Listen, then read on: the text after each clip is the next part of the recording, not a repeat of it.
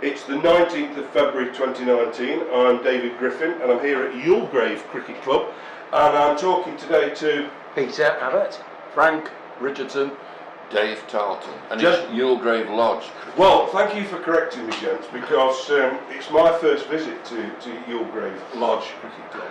And what I'd like to do before we get down to your individual roles and your lives in cricket is, what can you tell me first of all about how cricket came to be played in Youlgrave? What do you know about cricket in this part of the world? We're all looking at you, David. Well, all I know that Youlgrave were a thriving club that played in the Yorkshire and Derbyshire League. I don't know anything about the formation, but I do know they were doing well in the Yorkshire and Derbyshire League. How far back in time do we think we go? 19th century? Well, when we came here, 11 years ago, wasn't it? It was 2007. Okay, 2007. It had been defunct as a club, and this ground hadn't been played on for 6 or 7 years. Right. So that's since the turn of the century then, really. Yeah. But the original club had been playing in... since 1871. Really? 1871, Yeah. So it's old, almost as Derbyshire County Cricket Club. Yes. themselves. It was probably the hub of the village, wasn't it? I should think it was, cricket club, from what the parish council had told us. And who would Youlgrave have played in those days? Because it's presumed fairly isolated at that time, I would have thought. Going to 19th century, there'd have been no railway or anything, would there? It could only have been local clubs. For instance, what's the club up on top of the hill? Oh, Peak Park? No? Stanton in the Peak. Oh, right. Yeah, Stanton in the Peak, yeah. Teams like that, I think, because they're just so local. What's the other one just over there? Beginning with E. Yes. But it could only have been local, because I just don't think they could have got around to... And I can't until they joined the league, but I'm not sure when they joined the league. And do we know what caused, I mean, clearly if the club had been going, you just said, Peter, from 1871 until the turn of the 21st century, I mean, that's 130 years. So do we know why it folded at that time? I think it was because basically there was somebody who had quite a bit of money who sort of got the club really going, didn't he? Put a lot of money into the club, I think. And I think when he ceased to do that, I think it all sort of started to fall apart from what I'd been told. I thought people left and went to other clubs, didn't they? There was a lot of internal disputes. Yeah, right. I think. We understand. And that was the old Youlgrave Cricket Club without the lodge bit? Without the lodge, yes. Yeah. So, having been corrected on the lodge bit, you can now perhaps enlighten me as to where the lodge bit came from.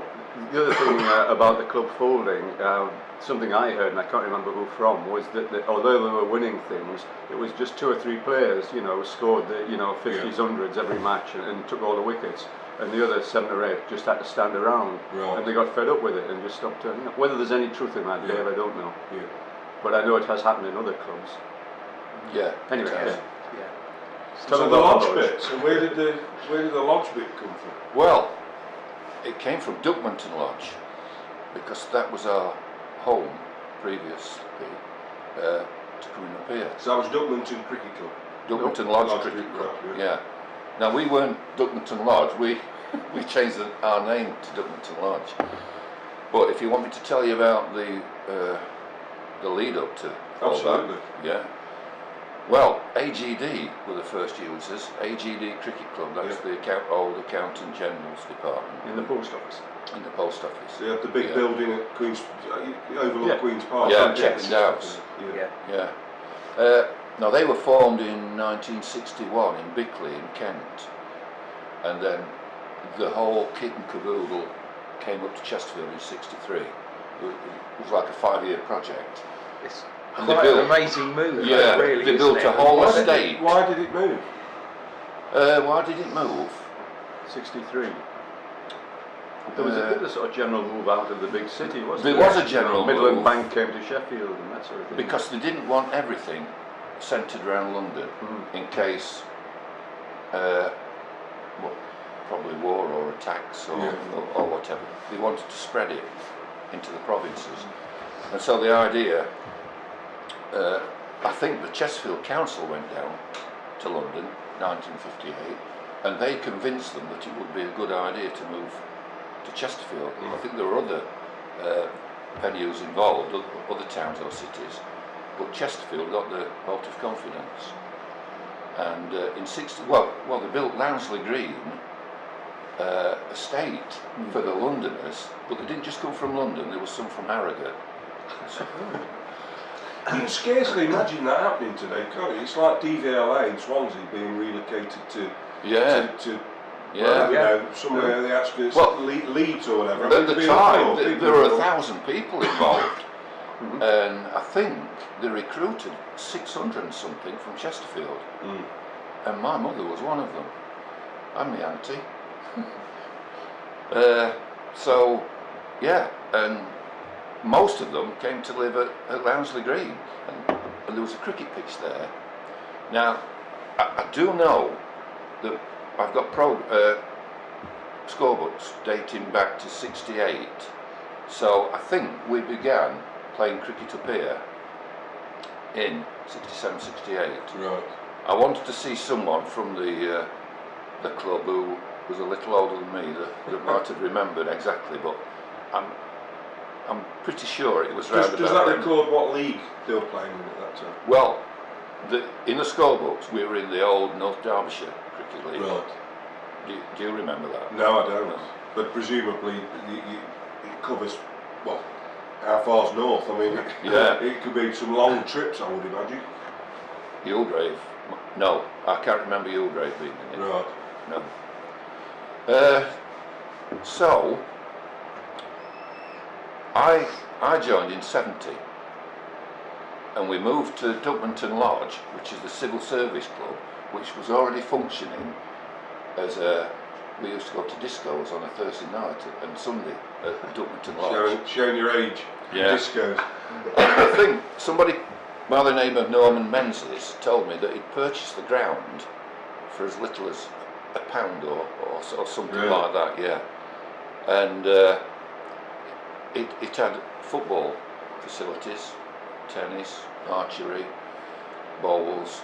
It had a lot going for it. That.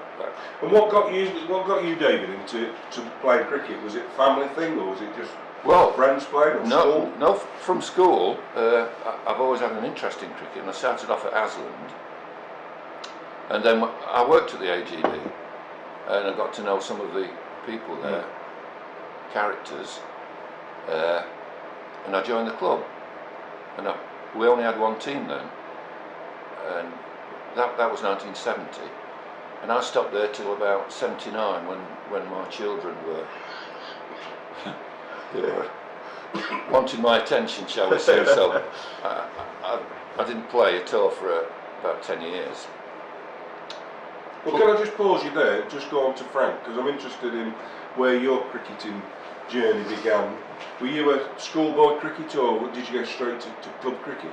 I think my mother influenced me because she was always interested in cricket. I sometimes wonder why, whether it was, big Tommy Thompson, the butcher in a white shirt that took our fancy. But we used to go and watch, this is on Tyneside, Brighton Cricket Club, and I loved it. We didn't particularly play cricket at school, although we played it in the schoolyard, on tarmac with a tennis ball, that sort of thing. It's where most kids, certainly in working class, non-public schools, that's where they all played. And I loved it, and I managed to get the occasional game after that. When I was at university, I played once for Edinburgh University. Really? Yeah, but not because I was selected, because I was there for the recess. The cricket happened when everybody had gone home during the summer, and I just happened to be there and got my kit with me, so they took me on. But then, throughout my working career, I've just played odd friendlies for wherever I happened to be working, until I got to what the AGD moved or hived off the pensions set to a pension centre south of Chesterfield,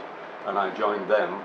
There were about 180 people in the building, and 130 of them were women. So if you were male and you could turn your arm over, you were in. But interesting that works cricket, because one of the things that's gone almost, I would say, completely now is that works cricket. Whether it was the railway teams, the mining teams, the colliery teams, and as you just said, places like AGD where they've got thriving sports clubs usually. Yeah. We had a team, didn't we, in the midweek works league, for years, didn't we? Well, that's where it we was. formed as a midweek team, Yes. BT Pensions. Right. The AGD, if you just put that on one side, was existing on its own Yeah. until we merged with them. We formed in 1984. We played 2 seasons of friendlies, apart from the Post Office North East Region competition, Yeah.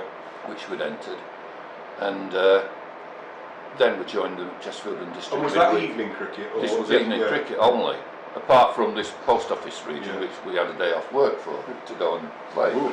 Oh. And it was 15 8-ball overs, wasn't it? Yeah, it was 2020, Yeah. years before Yeah, it was before. thought of professionally. Yeah. Yeah. Well, Yeah. 2020 was cup games, wasn't it? But 15 8-ball overs, so we didn't lose Last time change between overs, the yeah. overs. Yeah. Yeah. So there've Yeah. been clubs like the Glassworks and Yeah, that's right. Team, Yeah. teams Yeah. like that you would have been Yeah. playing. Team of Glass, where the Chesterfield Football Club Yeah. are Yeah. now. We played on there. Yeah. Yeah, many. Were they any good, the Glassworks? Yeah, they were. Yeah. Yeah. Good, steady team. Yeah. We have one of their members, don't we? Steve Yates. Yes, he played for Really? Team of No, Glass. Yeah. Two words. Mm. Yeah. So Peter, when did your cricket journey begin? Um, Where and where? Well, I played at school and thoroughly enjoyed it at school and at the youth club. And where was that? This was down in Hampshire, Right. in the New Forest, and but then once I left school and left the youth club, I never played cricket again until I was 36, and I came up for work to work at with Dave and Frank at the pension centre, and I think it was about in the first week I was there, Dave approached me and said, "Do you play cricket?" And I said, "Well, not for many years." And that's how I came, and I went up and played in a midweek game at Highfield Park Oh, yeah. and played there, Yeah. and that was my first game. And I hadn't played in all that time, and I thoroughly enjoyed it. And from then on, I just started playing more and more. You were a stalwart, Pete. Yeah, and then As was I Frank. played on for the Saturday team eventually, Yeah. in the seconds, didn't I? And his two sons played for us as well. One is captain now, isn't he, Robin, of one of the teams? Yeah, Yeah. yeah. And what did you do? Batsmen, bowlers, keepers? I'm interested in what your skill sets were. Well, there weren't any skill sets, were there? Well, debatable. Running between the wicket, Dave. How about that? Yeah. I was a batsman and I could bowl as well. Frank, you were an all-rounder, weren't you? Well, yeah, but yeah, very much journeyman all rounder. I used to be very proud of my fielding skills Yes. when I had a throwing arm, but that's gone now. And I was the same as Frank, really, Yeah. wasn't I? Yeah, Yeah. you could But I do. could turn my arm over until I. At that time, you could, Yeah, couldn't you? yeah, until I got. And what was the social element of the game like? Because one of the things that's come out in a lot of the interviews we've done with both professional cricketers and recreational cricket is that the social side of the game is there's been a shift. There's been a change, and that perhaps the game isn't quite as sociable as it was. I don't know if that's the case for you, but what was it like playing midweek cricket in the evenings? Three merry lads at Clubthorpe on a Friday night when we had chips. Yeah, and the Glassworks had a good And the chip. Glassworks, yeah. And there was a place out at, oh dear, where Roger used to play, Whitmore. Really Park. Yeah. And there was a pub at the top of there, wasn't there? Yeah. Good snap. The out. White Horse Yeah. that's now a Tesco. And then when we played technical services, which is the dustbin men, they had a cracking little team, didn't they, Yeah. midweek? And we used to play them, and then we go to the pub and they'd arrange for like black pudding and all sorts to be, Yeah. bread and dripping. So the Yeah. food and the drink was part of central to the game. Yeah. It often was, yeah. Yeah. But it tended to be focused on that night, though, Dave. Yes. Rather than seeing one another at weekends and, Yeah. and stuff. Yeah. I think that the club we've got now is much more sort of sociable Yeah. than I've ever known it actually Really? at the Yeah. moment, Well, that's Yeah. encouraging. which is really nice, isn't Yeah. it? My sons both play, but they describe the cricket club as being like their family, really. All the players, especially the ones their age, it was like their family, you know. Yeah. And they really like that element of it, don't they? The social side Yeah, of it. My youngest is always saying that he really regards all who he plays for. He likes everybody. He says he's never played, because he's played since he was small, but he says that at the moment it's the nicest set of players he's ever had the fortune to play with. And Pity he nobody enjoys likes it. him, really, isn't it? Yeah, yeah. So that I think at the moment, One of the best social events I can remember was in here. when we played Jamie Taylor's Newcastle Casuals. They came down, he brought a team down, and we played a Friday night match and had a curry evening here. And then we played a 2 innings match on the Saturday. What happened on the Sunday? Oh, they went back on the Sunday. Yeah, but it was excellent. All centred around this pavilion. Well, we've got a bit of a flavour of the background of your cricketing lives, and what I'd like to do now is focus on the move. So, Duckmanton Lodge to Youlgrave, which became Youlgrave Lodge. So, how did that come about? There'd been this 6 or 7 year period of impasse almost, it sounds like, where there was nothing happening here. Was presumably football was still being played on the ground, so the facilities were being used with it. Yes, I think there was still football. Well, must have been a challenge. I'm just thinking about the pitch alone, for example. If you don't play on a cricket pitch for 7 years, how do you, so how did you get to say, right, let's go to Youlgrave? Paul Durwood, wasn't it, who famed the club here? No. Wasn't it? Do you remember? It wasn't Paul. Oh, wasn't it? He liaised with them though, didn't he? Paul, what happened was the Civil Service Club had broke the news to us that they were closing Duckmanton Lodge down, which meant the cricket club, we would have nowhere for teas, showers. A club without a ground in it. Yeah. And we'd already started to build our own purpose-built pavilion, hadn't we? Which had cost us quite a bit, and we'd even got a grant to help. What did they close the ground for? What did they sell it off then? Or? Yeah. Really? Well, I think it's still unsold. I think it was sold for a while, and then it's back to its original state of not being sold. So all the cricket ground was overgrown. Even Chesterfield used to play their junior team up at Duckmanton Lodge. The facilities were excellent. So we were left with nowhere to go. And in a league, it was the Bassett League at that time.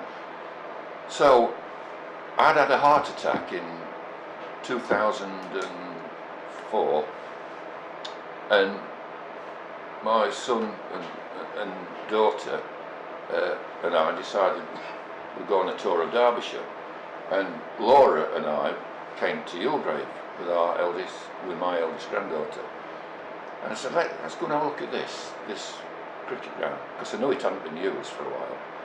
I said, we could play here. And we had a meeting, I think it was either that week or the week after the cricket club meeting, to discuss what we were going to do.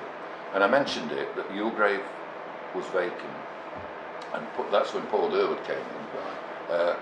Paul Durwood said, well, we ought to contact them. Ken Wilder said, there's no way I'm playing out at Youlgrave. But it seemed to have a favourable response. There was nowhere else in Chesterfield you couldn't get a cricket wicket. If they didn't allocate them, the council didn't allocate them till March. Well, you had to have your entry for the league, of course, in October or November. So there was no way we could get one. So we applied to the council, and I wrote a letter to them, and Paul arranged a meeting, and Paul Durwood, went to see them, and they were thrilled to bits that someone wanted to come and play here again. Yes, they were very keen to have a cricket club in a village, because they saw that as traditional. And as part of the village and the hub of the village, having a cricket team in the summer. And they were a very friendly bunch, and we got to know them quite well. Well, what I'm going to do is just pause it there, because there's obviously a further story to tell here. But for now, gentlemen, thank you very much.